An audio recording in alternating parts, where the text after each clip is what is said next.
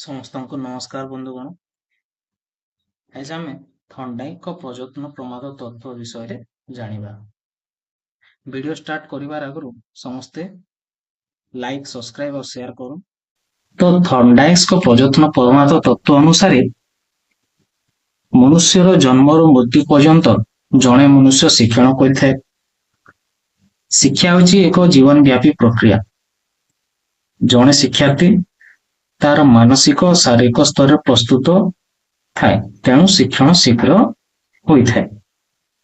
ତ ତାଙ୍କ ମତରେ ଆଉ କଣ ଥିଲା, ଶିଶୁ ଯଦି ବାରମ୍ବାର ପ୍ରଚେଷ୍ଟା କରି ସେଥିରୁ ବିଫଳତା ବା ସଫଳତା ଯିଏ ବି ଅନୁଭୂତି ସଂଗ୍ରହ କରି ପରବର୍ତ୍ତୀ ସମୟରେ ସେହି ଅନୁଭୂତିକୁ ବା ସେହି ବିଫଳତାରୁ ତାକୁ ସୁଧାର କରିଥାଏ ଓ ନିଜ ଲକ୍ଷ୍ୟକୁ ହାସଲ କରିଥାଏ। ଏହା କରିବା ଫଳରେ ଶିଶୁ ପରିପକ୍ୱ ହୋଇଥାଏ। ତ ଏହା ଦ୍ୱାରା ଶିଶୁର ବ୍ୟବହାର ଓ ଆଚରଣରେ ପରିବର୍ତ୍ତନ ଆସିଥାଏ।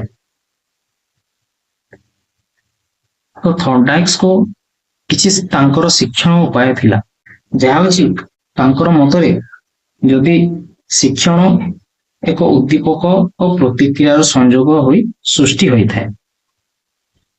ଯଦି ଯେଉଁ ପରିସ୍ଥିତିରେ ଶିକ୍ଷଣ ଆରମ୍ଭ ହୁଏ ତାକୁ ସେ ଉଦ୍ଦୀପକ ବୋଲିକି କହୁଥିଲେ, ଆଉ ସେହି ପରିସ୍ଥିତି ଅନୁଯାୟୀ ଯୋଉ ଆମେ ପ୍ରୟାସ ବା ଚେଷ୍ଟା କରିଥାଉ ତାକୁ ପ୍ରତିକ୍ରିୟା କୁହାଯାଏ।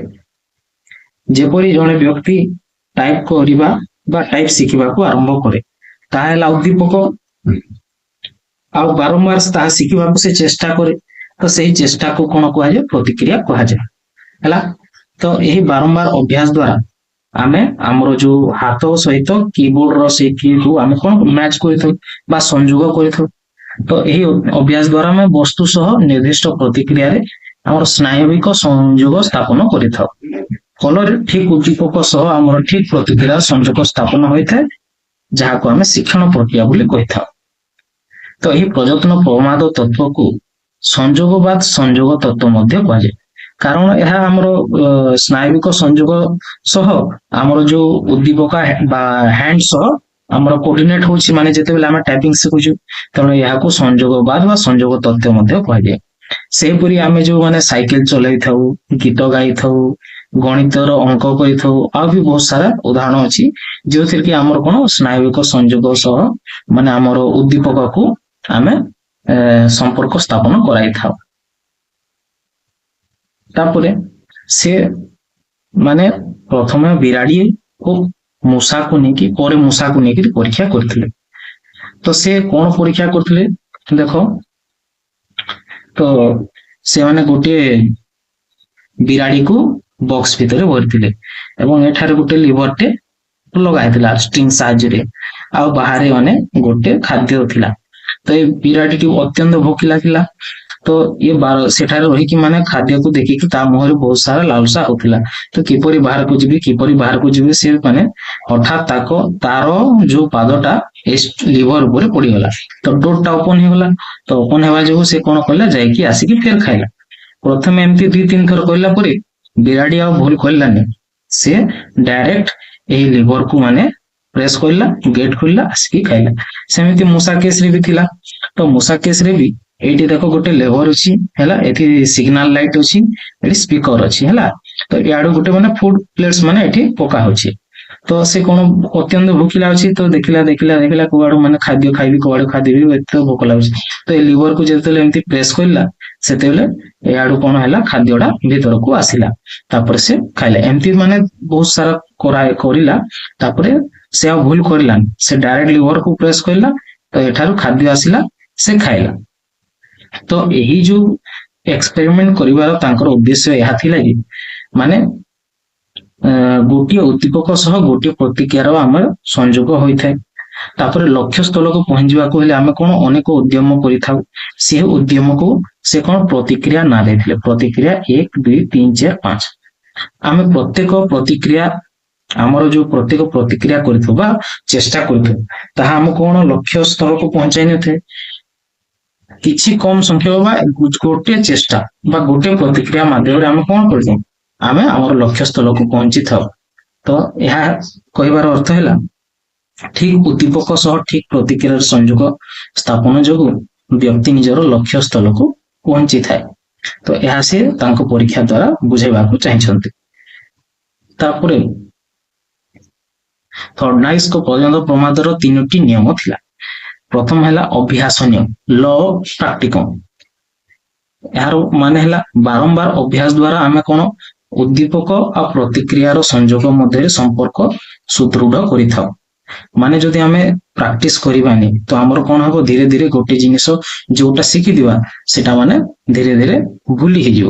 ମାନେ ଆମେ ପ୍ରାକ୍ଟିସ ଶିଖିଥିବା ହେଲା, ତାକୁ ଯଦି ଆମେ ବାର ବାର ମାନେ ଟାଇପିଂ ଶିଖିଥିବା, ଯଦି ତାକୁ ଆମେ ବାର ବାର ଅଭ୍ୟାସ ନ କରିବା ଟାଇପିଂ କୁ, ତ ଯଦି ବର୍ଷେ 2 ବର୍ଷ ହେବ ତାପରେ ସେଟା କଣ ହବ, ଆମ ମେମୋରିକୁ ଲସ୍ ହେଇଯିବ। ତେଣୁକରି ଅଭ୍ୟାସ ଯଦି ନ କରିବା ଶିଖିଥିବା ବିଷୟଟା କେବେ ମନେ ରହିବ ନାହିଁ। ତାପରେ 2 ନମ୍ବର ହେଲା ପ୍ରସ୍ତୁତି ନିୟମ, ଲ ଅଫ ପ୍ରିପେୟାରନେସ। ତ ଲ ଅଫ ପ୍ରିପେୟାରନେସ ମାନେ ବୁଝୁଥିବ, ମାନେ ଆମେ ଆଗରୁ ପ୍ରସ୍ତୁତ ରହିବା ଦରକାର, ମାନେ ଶାରୀରିକ ମାନସିକ ସ୍ତରରେ ପ୍ରସ୍ତୁତ ରହିବା ଦରକାର। କଣ ପାଇଁ, ଶିଖିବା ପାଇଁ। ତ ଯେତେବେଳେ ଆମର ନୂତନ ପାଠ୍ୟ ଖସଡା ଆରମ୍ଭ ହୁଏ ତ ସେତେବେଳେ ପିଲା ଆଗ୍ରହ ଥିବା ଦରକାର ହେଲା। ତ ଶିଶୁର ଯଦି ଆଗ୍ରହ ନଥିବ ସେଇ ବିଷୟରେ, ତ ତାକୁ ଯଦି ଆମେ ପଢେଇବା ତ ଶିଶୁ କଣ କରିବ, ବିରକ୍ତି ଭାବ ପ୍ରକାଶ କରିବ। ଆଉ ଶିଶୁର ଯଦି ଆଗ୍ରହ ଥିବ ଆଉ ସେହି ସମୟରେ ଆମେ ତାକୁ ପଢାଇବା ବେଲେ ସେ ମାନେ ବିଷୟ ବସ୍ତୁକୁ ଠିକ ସେ ବୁଝିପାରିବ। ତ ଯେତେବେଳେ ଆମେ ମାନେ ଶିଶୁକୁ ପଢାଇବାକୁ ଯାଉଛୁ ବା ପଢଉଛୁ, ସେତେବେଳେ ଗୋଟେ ଉତ୍ତମ ଓ ସୁସ୍ଥ ପରିବେଶରେ ସୃଷ୍ଟି କରିବାକୁ ହେବ, ଯାହା ସାହାଯ୍ୟରେ ମାନେ ଶିଶୁର ଆଗ୍ରହ ବଢିବ ବିଷୟବସ୍ତୁ ପ୍ରତି। ତାପରେ ରହିଲା 3 ନମ୍ବର ପରିମାଣ ନିୟମ, ଲ ଅଫ ଏଫେକ୍ଟିଭନେସ। ଏହାର ଅର୍ଥ ହେଲା ଶିକ୍ଷଣ ବ୍ୟକ୍ତିକୁ ଆନନ୍ଦ ଦେବା ସହ ସନ୍ତୋଷଜନକ ହେବା ଦରକାର। ଫଳରେ କଣ ହବ, ମାନେ ଆମର ଉଦ୍ଦୀପକ ପ୍ରତିକ୍ରିୟା ମଧ୍ୟରେ ଯୋଉ ସମ୍ପର୍କଟା କଣ ହବ, ଦୃଢ ହବ। ଯଦି ଶିକ୍ଷଣ ଆନନ୍ଦ ନ ଦିଏ ତେବେ ମାନେ ଉଦ୍ଦୀପକ ପ୍ରତିକ୍ରିୟା ମଧ୍ୟରେ ସମ୍ପର୍କ ତ ହବ ନାହିଁ, ତେଣୁ ବ୍ୟକ୍ତି ଆଉ କିଛି ଶିଖିପାରିବ ନାହିଁ। ତ ଏହି ପରିମାଣ ନିୟମ ଦ୍ୱାରା ଆମେ ଯୋଉ ଆମର ବ୍ୟକ୍ତିର ଆଚରଣକୁ ଆମେ କଣ କରିଥାଉ, ନିୟନ୍ତ୍ରଣ କରିଥାଉ। କିପରି, ଆମେ ମାନେ ଦଣ୍ଡ ଦେଇଥାଉ, କିଛି ପୁରସ୍କାର ଦେଇଥାଉ। ଜଣେ ଭଲ କାମ କଲା ତ ତାକୁ ପୁରସ୍କାର ଦେବା ନା, ସେଠି ପୁରସ୍କାର ଦେଲେ ତାର ଆଚରଣକୁ ପରିବର୍ତ୍ତନ କଲାଗଲା। ଆଉ ଜଣେ ଯଦି ମାନେ ଖରାପ କାମ କରିଛି ତାକୁ ଆମେ କଣ ଦଣ୍ଡ ଦେଇଥାଉ। ସେଇ ଦଣ୍ଡ ଦେବା ଦ୍ୱାରା ବି କଣ, ତାର ଆଚରଣ ମାନେ ସେ ଆଉ ଭୁଲ କାମ କରିବନି, ଠିକ କାମ କରିବ। ତାପରେ ପ୍ରଶଂସା ଓ ନିନ୍ଦା ଦ୍ୱାରା ବି ମଧ୍ୟ ସେପରି ଆମେ ଆଚରଣକୁ ନିୟନ୍ତ୍ରଣ କରିଥାଉ। ସେପରି ଦେଖ, ଉପଯୁକ୍ତ ପରିବେଶ ସହ ଯଦି ଆମେ ଉପଯୁକ୍ତ ଉପକରଣ ବ୍ୟବହାର କରିବା ତ ସେତେବେଳେ ଶିକ୍ଷଣ କଣ ହବ, ଆକର୍ଷଣୀୟ ହବ। ଏହା ହେଲା ପରିମାଣର କେତୋଟି ତଥ୍ୟ। ତ ଥଣ୍ଡାଇକ ପ୍ରଯୋଜନ ପ୍ରମାଣ ତତ୍ତ୍ୱରେ ଏହା ଥିଲା, ଯୋଉଟା କି ମାନେ ଓଟିଇଟି ସିଟିଇଟି ସବୁଥିରେ ମାନେ ଏଇଟା ମାନେ ଏହି ନୋଟ୍ସ ଗୁଡା ଫଲୋ ହବ। ତ ଜାଣିଲ, ଯଦି ଭିଡିଓ ଭଲ ଲାଗିଲା ତ ସମସ୍ତଙ୍କୁ ଲାଇକ୍ ସେୟାର ଆଉ ସବସ୍କ୍ରାଇବ କରିବେ ହେଲା। ଧନ୍ୟବାଦ ସମସ୍ତଙ୍କୁ।